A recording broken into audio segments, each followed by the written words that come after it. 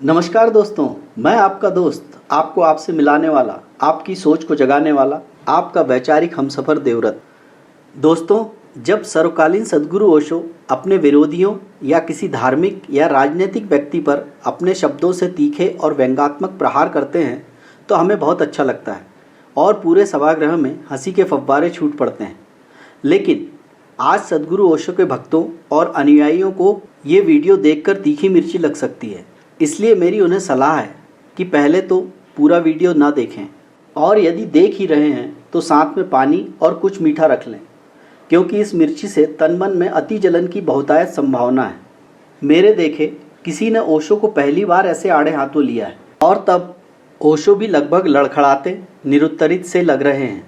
हालांकि ओशो ने अपनी प्रतिक्रिया दी है, लेकिन क्या हुआ था चलो खुद ही देख लो। वह पहले चौराहों पर बिजली के टार्च बेचा करता था। बीच में कुछ दिन वह नहीं दिखा, कल फिर दिखा, मगर इस बार उसने दाढ़ी बढ़ा ली थी और लंबा कुर्ता पहन रखा था। मैंने पूछा, कहाँ रहे और यह दाढ़ी क्यों बढ़ा रखी है? उसने जवाब दिया, बाहर गया था। दाढ़ी वाले सवाल के जवाब में वह अपनी दाढ़ी पर हाथ फेरने लगा। मैंने कहा, आज तुम टार्च नहीं बेच रहे हो? वो बोला, वह काम बंद कर दिया। अब तो आत्मा के भीतर टार्च जल उठा है। ये सूरज छाप टार्च अब व्यर्थ मालूम होते हैं। मैंने कहा, तुम शायद संन्यास ले रहे हो। जिसकी आत्मा में प्रकाश फैल जाता है वह इसी तरह हरामखोरी पर उतर आता है। किससे दीक्षा ले आए? मेरी बात से उसे पीड़ा हुई। उसने कहा, ऐसे कठोर वचन मत बोलिए। आत्मा सबकी एक है। मेरी आत्मा को चोट पहुंचाकर आप अपनी ही आत्मा को घायल कर रहे हैं। मैंने कहा, यह सब तो ठीक है, मगर यह बताओ कि तुम एकाएक कैसे कैसे हो गए? क्या बीवी ने तुम्हें त्याग दिया? क्या उधार मिलना बंद हो गया? क्या हुकारों ने ज़्यादा तंग करना शुरू कर दिया? क्या चोरी के मामले में फंस गए हो? आखिर बाहर का टार्च भीतर आत्मा में कैसे घुस गया? उसने कहा, आपके सब अंदाज गलत हैं। ऐसा कुछ नहीं हुआ। एक घटना हो गई जिसने जीवन बदल दिया। उसे मैं गुप्त रखना चाहता हूँ, पर क्योंकि मैं आज ही यहाँ से दूर जा रहा हूँ इसलिए आपको सारा किस्सा सुना देता हूँ। उसने बयां करना शुरू किया। 5 साल पहले की बात है। मैं अपने एक दोस्त के साथ हताश एक जगह बैठा था। हमारे सामने आसमान को छूता हुआ एक सवाल खड़ा था। वह सवाल था, पैसा कैसे पैदा करें? हम दोनों ने उस सवाल की एक एक टांग पकड़ी और उसे हटाने की कोशिश करने लगे। हमें पसीना आ गया, पर सवाल हिला भी नहीं। दोस्त ने कहा, यार, इस सवाल के पांव जमीन में गहरे गड़े हैं। यह उखड़ेगा नहीं, इसे टाल जाएं। हमने दूसरी तरफ मुंह फेर लिया, पर वह सवाल फिर सामने आकर खड़ा हो गया। तब मैंने कहा, यार, यह सवाल टलेगा नहीं, चलो इसे हल ही कर दें। पैसा पैदा करने के लिए कुछ काम धंधा शुरू करें। हम इसी वक्त अलग अलग दिशाओं में अपनी अपनी किस्मत आजमाने निकल पड़े। 5 साल बाद ठीक इसी तारीख को इसी वक्त हम यहाँ मिलें। दोस्त ने कहा, यार, साथ ही क्यों न चलें? मैंने कहा, नहीं, किस्मत आजमाने वालों की जितनी पुरानी कथाएं मैंने पढ़ी हैं सब में वे अलग अलग दिशा में जाते हैं। साथ जाने में किस्मतों के टकराकर टूटने का डर रहता है। तो साहब, हम अलग अलग चल पड़े। मैंने टार्च बेचने का धंधा शुरू कर दिया। चौराहे पर या मैदान में लोगों को इकट्ठा कर लेता और बहुत नाटकीय ढंग से कहता हूँ, आजकल सब जगह अंधेरा छाया रहता है। रातें बेहद काली होती हैं। अपना ही हाथ नहीं सूझता। आदमी को रास्ता नहीं दिखता। वह भटक जाता है। उसके पाँव कांटों से बिंध जाते हैं। वह गिरता है और उसके घुटने लहूलुहान हो जाते हैं। उसके आसपास भयानक अंधेरा है। शेर और चीते चारों तरफ घूम रहे हैं। सांप जमीन पर रेंग रहे हैं। अंधेरा सबको निगल रहा है। अंधेरा घर में भी है। आदमी रात को पेशाब करने उठता है और सांप पर उसका पाँव पड़ जाता है। सांप उसे डस लेता है और वह मर जाता है। आपने तो देखा ही है साहब कि लोग मेरी बातें सुनकर कैसे डर जाते थे। भर दोपहर में वे अंधेरे के डर से कांपने लगते थे। आदमी को डराना कितना आसान है। लोग डर जाते, तब मैं कहता, भाइयों, यह सही है कि अंधेरा है, मगर प्रकाश भी है। वही प्रकाश मैं आपको देने आया हूँ। हमारी सूरज छाप टार्च में वह प्रकाश है जो अंधकार को दूर भगा देता है। इसी वक्त सूरज छाप टार्च खरीदो और अंधेरे को दूर करो। जिन भाइयों को चाहिए हाथ ऊंचा करें। साहब, मेरे टार्च बिक जाते और मैं मज़े से ज़िंदगी गुजारने लगा। वायदे के मुताबिक ठीक 5 साल बाद मैं उस जगह पहुंचा जहां मुझे दोस्त से मिलना था। वहां दिन भर मैंने उसकी राह देखी, वह नहीं आया। क्या हुआ? क्या वह भूल गया? या अब वह इस आसार संसार में ही नहीं है। मैं उसे ढूंढने निकल पड़ा। एक शाम जब मैं एक शहर की सड़क पर चला जा रहा था, मैंने देखा कि पास के मैदान में खूब रोशनी है और एक तरफ मंच सजा है, लाउड स्पीकर लगे हैं। मैदान में हजारों नर नारी श्रद्धा से झुके बैठे हैं। मंच पर सुंदर रेशमी वस्त्रों से सजे एक भव्य पुरुष बैठे हैं।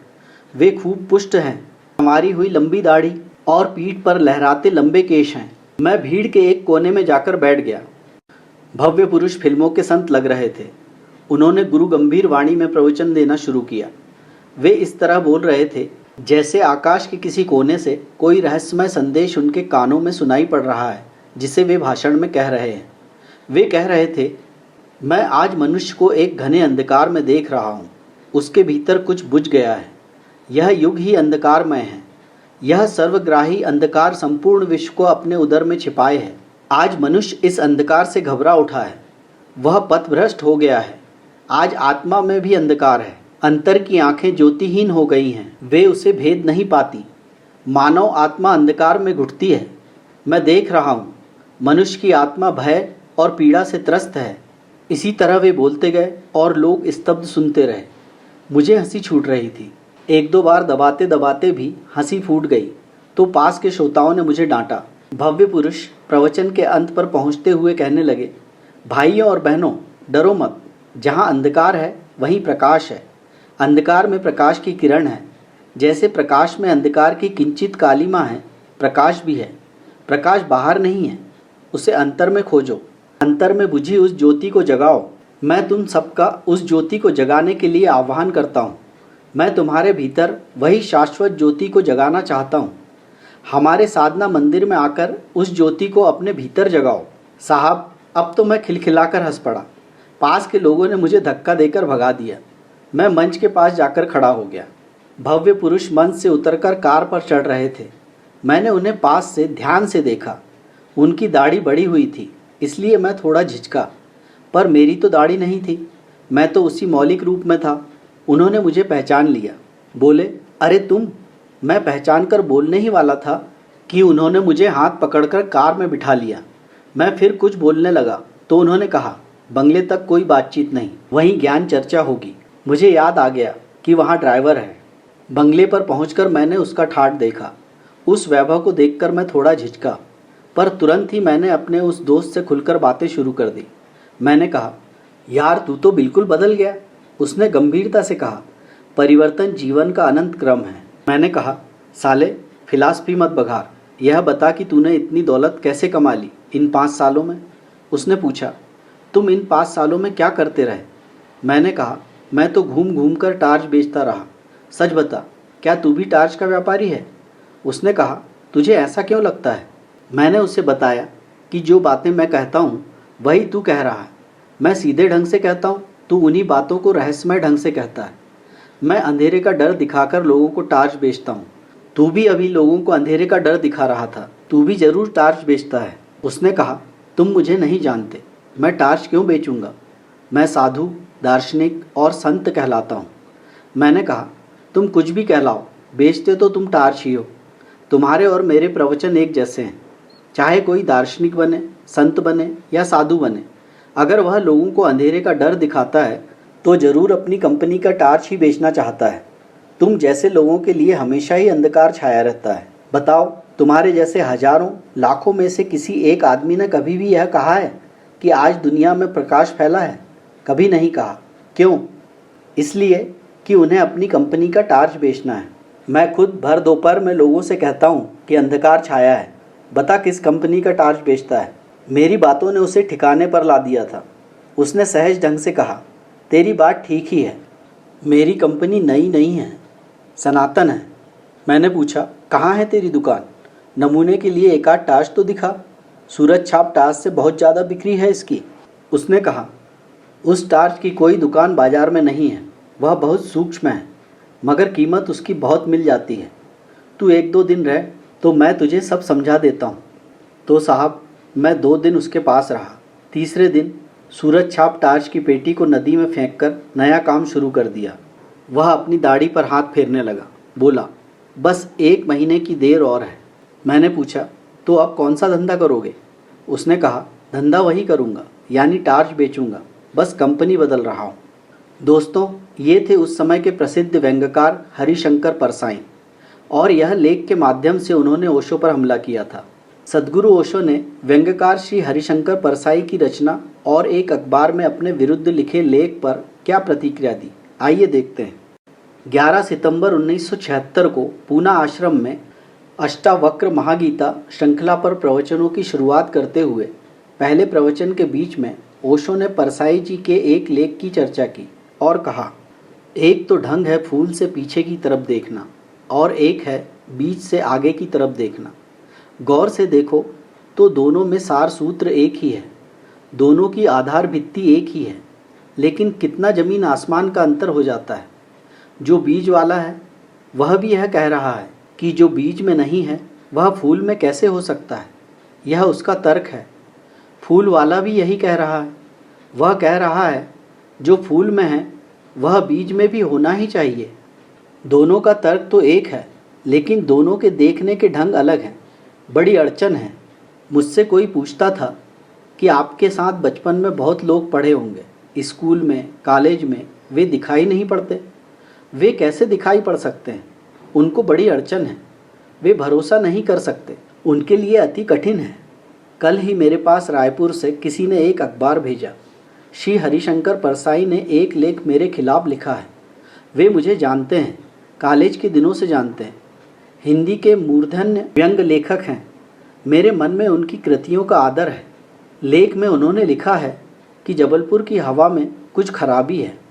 यहाँ धोखेबाज और धूर्त ही पैदा होते हैं, जैसे रजनीश, महेश योगी, मूंदड़ा। 3 नाम उन्होंने गिनाए। धन्यवाद उनका, कम से कम मेरा नाम नंबर 1 तो गिनाया। इतनी याद तो रखी, एकदम विसार नहीं दिया। बिल्कुल भूल गए हों ऐसा नहीं है, लेकिन अड़चन स्वाभाविक है, सीधी साफ है। मैं उनकी बात समझ सकता हूँ। यह असंभव है। बीज को देखा तो फूल में भरोसा, फिर जिन्होंने फूल को देखा उन्हें बीज में भरोसा मुश्किल हो जाता है। तो सभी महापुरुषों की जीवन कथाएं 2 ढंग से लिखी जाती हैं। जो उनके विपरीत हैं वे बचपन से यात्रा शुरू करते हैं, जो उनके पक्ष में हैं वे अंत से यात्रा शुरू करते हैं और बचपन की तरफ जाते हैं। दोनों एक अर्थ में सही हैं, लेकिन जो बचपन से यात्रा करके अंत की तरफ जाते हैं वे वंचित रह जाते हैं। उनका सही होना उनके लिए आत्मघाती है। जो अंत से यात्रा करते हैं और पीछे की तरफ जाते हैं वे धन्यभागी हैं, क्योंकि बहुत कुछ उन्हें अनायास ही मिल जाता है, जो कि पहले तर्कवादियों को नहीं मिल पाता। अब न केवल मैं गलत मालूम होता हूँ, मेरे कारण जबलपुर तक की हवा उनको गलत मालूम होती है। कुछ भूल हवा पानी में होनी चाहिए। यद्यपि मैं उनको कहना चाहूँगा, जबलपुर को कोई हक नहीं है मेरे संबंध में हवा पानी को अच्छा या खराब तय करने का। जबलपुर से मेरा कोई बहुत नाता नहीं है। मैं थोड़े ही दिन वहाँ था। महेश योगी भी थोड़े दिन वहाँ थे, उनका भी कोई नाता नहीं है।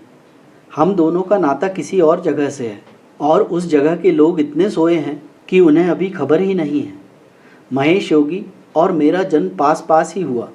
दोनों गाडरवाड़ा के आसपास पैदा हुए। उनका जन्म चिचली में हुआ, मेरा जन्म कुछवाड़ा में हुआ। अगर हवा पानी खराब है तो वहाँ का होगा। इसका दुख गाडरवाड़ा को होना चाहिए, कभी होगा, या सुख। जबलपुर को इसमें बीच में आना नहीं चाहिए। लेकिन मन कैसे तर्क रचता है। दोस्तों, अपने सद्गुरु के प्रति ऐसे लेख और टिप्पणियों को सुनना और पढ़ना बहुत मुश्किल है, और उस पर अपनी निर्भीक और निष्पक्ष प्रतिक्रिया देना लगभग असंभव सा कार्य है। फिर भी मैं आपसे उम्मीद करता हूँ कि आप कमेंट करके अपने विचार औरों के साथ अवश्य शेयर करेंगे। आज बस इतना ही। धन्यवाद। अपने जीवन मूल्यों में वृद्धि के लिए अपने इस दोस्त के वीडियो को लाइक और चैनल को सब्सक्राइब कर प्रोत्साहित करना ना भूलें, और वीडियो को अपनों में शेयर कर अपने इस दोस्त के छोटे से प्रयास 2 फल ठहरें और अपने लिए सोचें। मैं अपना अमूल्य योगदान अवश्य दें। अगला वीडियो कल सुबह जरूर देखें। धन्यवाद। Thank you for watching. Please like and subscribe our channel and press the bell icon for upcoming updates. I pray you may always be healthy and happy. Thank you for अपने